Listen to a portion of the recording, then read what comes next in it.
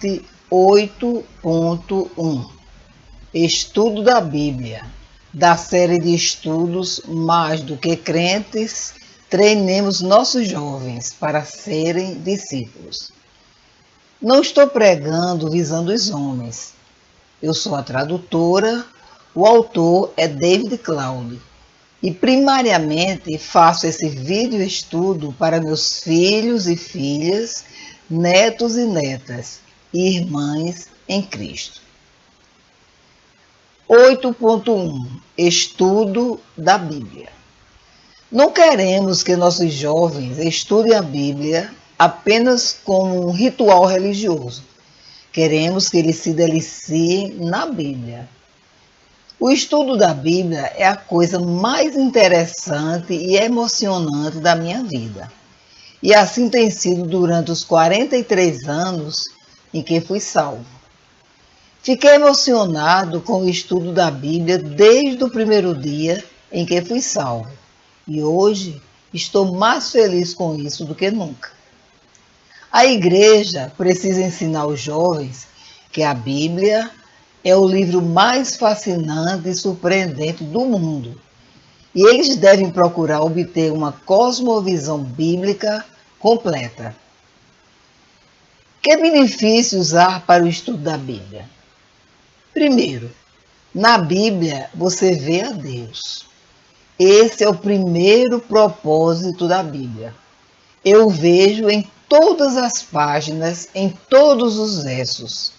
Eu continuamente aprendo coisas novas sobre a sua pessoa e caráter glorioso, sua santidade, sua majestade, sua onipotência, sua onisciência, sua imutabilidade, sua infinitude, sua eternidade.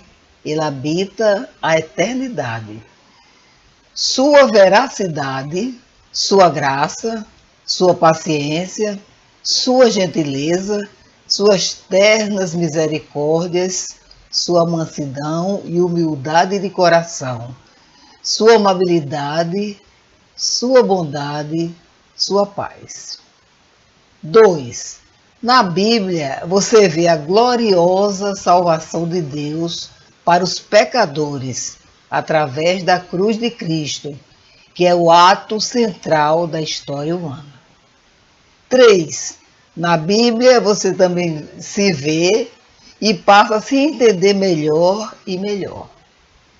4. Na Bíblia você encontra a chave para entender tudo da vida.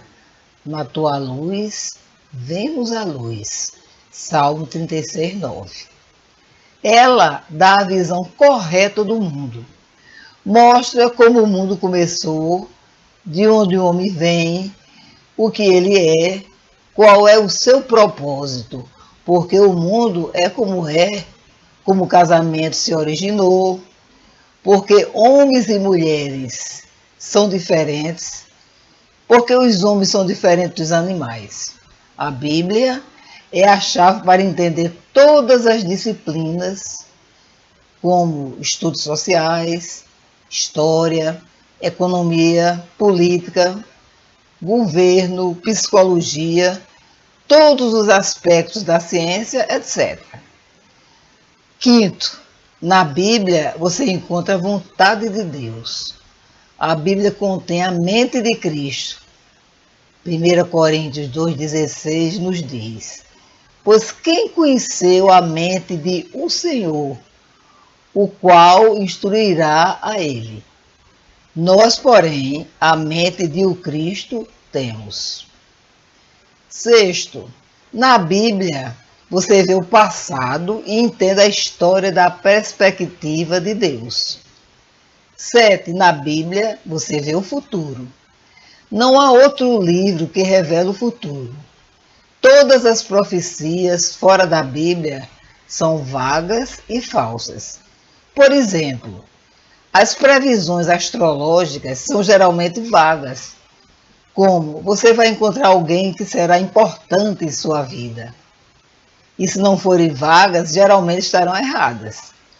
Um famoso astrólogo britânico chamado Naylor cujas previsões apareceram no Sunday Times, ele disse o seguinte: nesta coluna, durante anos, trabalhei constantemente nestes pontos.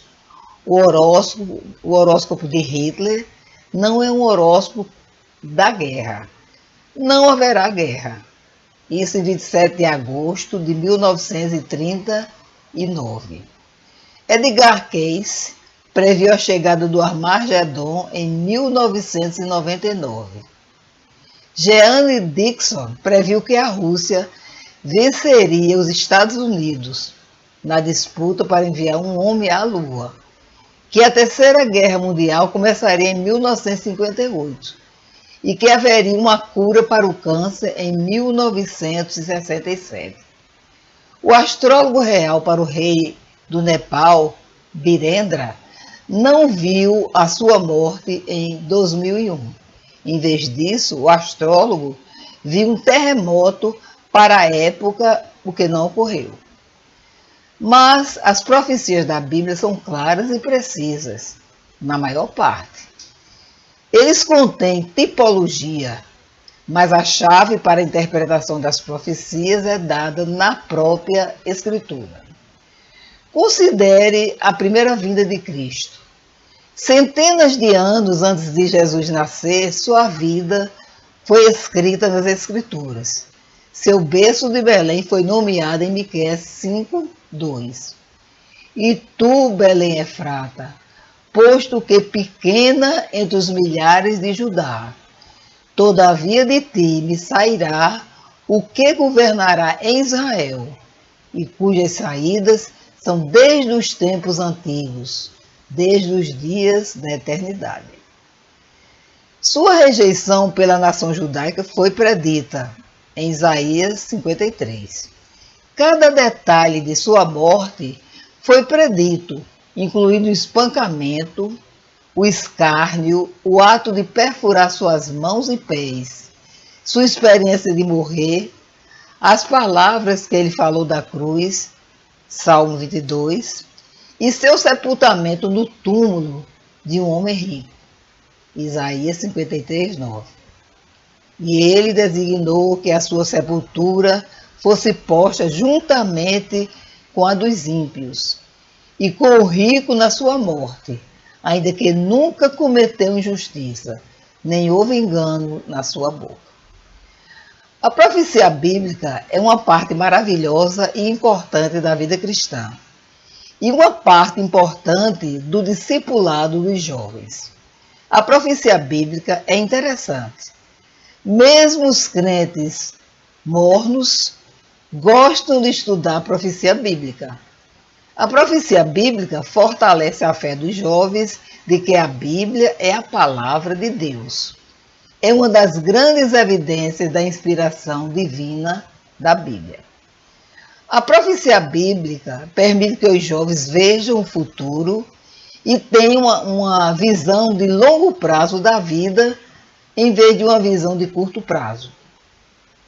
Por profecia, os jovens podem buscar as coisas que estão acima. Colossenses 3:1-4, e isso é uma coisa que muda a vida. Versículo: se, pois, já fostes juntamente ressuscitados com Cristo, buscai vós as coisas que são de cima, onde o Cristo está à destra de Deus, estando assentado. Sobre as coisas de cima, pondo as vossas afeições, e não sobre as coisas sobre a terra.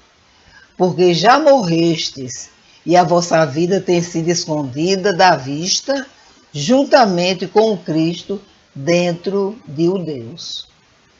4. Quando Cristo, o qual é a nossa vida, for manifesto, então também vós, juntamente com ele, sereis feitos manifestos em glória. A profecia bíblica capacita o crente a ver sua herança eterna.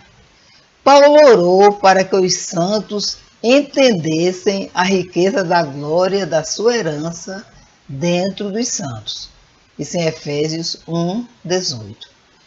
Uma grande parte da Bíblia descreve o reino milenar de Cristo e a herança eterna do crente no novo céu e nova terra. Dezenas de capítulos inteiros das Escrituras são dedicados a isso. Deus quer que o seu povo conheça o futuro. Quanto mais focalizarmos nossa atenção nisso, menos mundanos seremos. A profecia bíblica prepara o crente para o seu futuro no reino de Cristo, como parte da noiva de Cristo. A tradutora diz o seguinte: a Bíblia ensina que a igreja, cada igreja local, visível, pois não há igreja universal, difusa, invisível, é o corpo de Cristo. Não ensina com o verbo ser que ela é a noiva de Cristo. A Bíblia ensina muitas vezes que a nação de Israel convertida será a noiva esposa. Ensinamos aos nossos jovens que a vida cristã e o culto na igreja são a preparação para o futuro.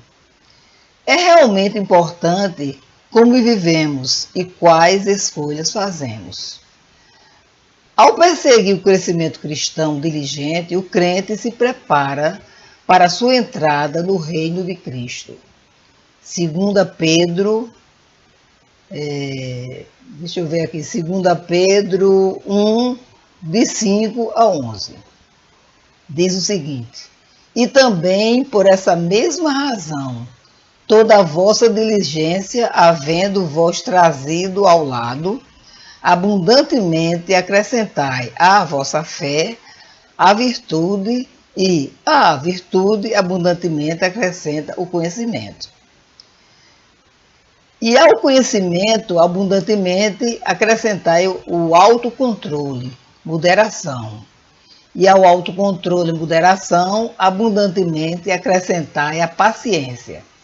E à paciência abundantemente acrescentai a dedicação no seguir a Deus.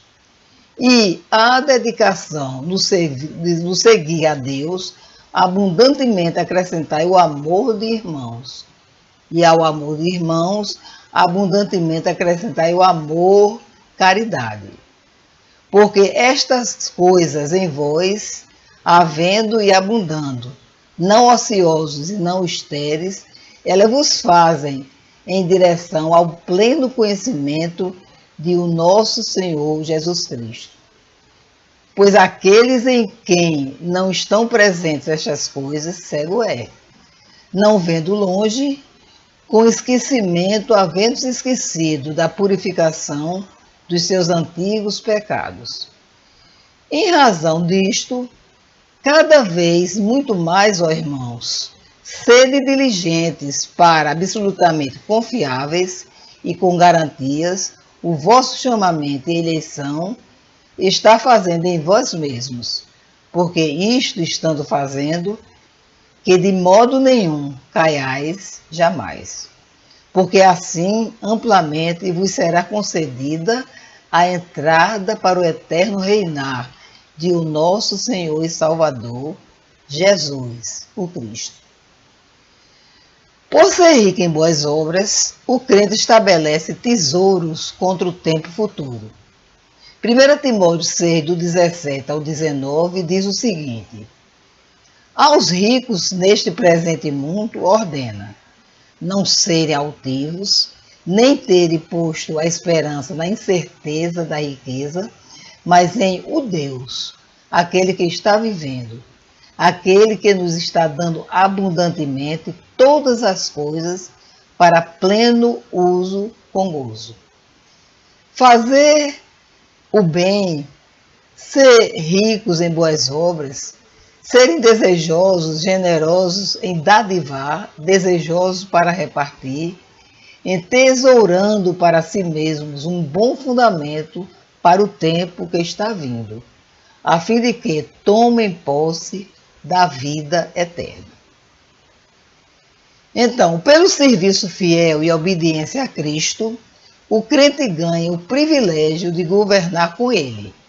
Apocalipse 2, do 26 ao 27, e o 3, 21. Diz o seguinte: e há aquele que está vencendo, e há aquele que está guardando até o fim as minhas obras, eu lhe darei autoridade sobre as nações, e ele as regerá como um pastor com vara de ferro, de modo como os vasos do oleiro são despedaçados, como também eu tenho recebido proveniente de ao lado do meu Pai. Àquele que está vencendo, lhe concederei assentar comigo no meu trono, assim como também eu venci e me assentei com o meu Pai no trono dele.